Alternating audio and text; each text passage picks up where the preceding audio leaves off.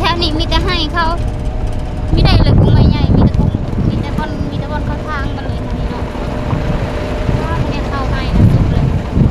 จ้านี่นั่นน่ะสุดมันนี่นะ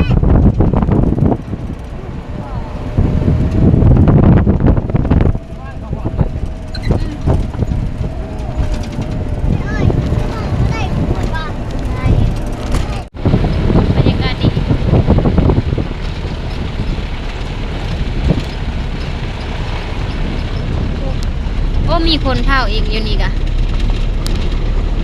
อยู่คนเดียวเลยแต่ละบนมีคนเผาเนาะ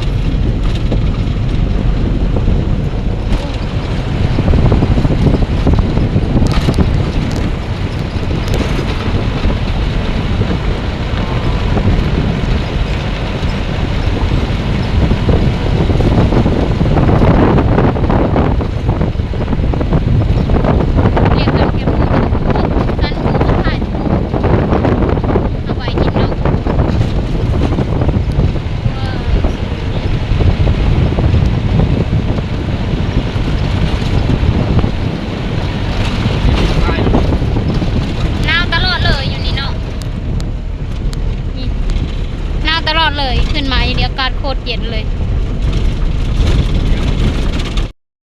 โอ้พี่ดึกเขียนนี่ยาวกว่าเสาไผ่เย็นยาวกว่าเสาไผ่เย็นไผ่ชุ่มกับพัดลมเลย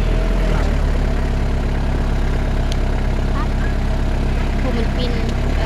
ใจบ่ลอยคือเขาว่ามันขายังมันเล่นผัด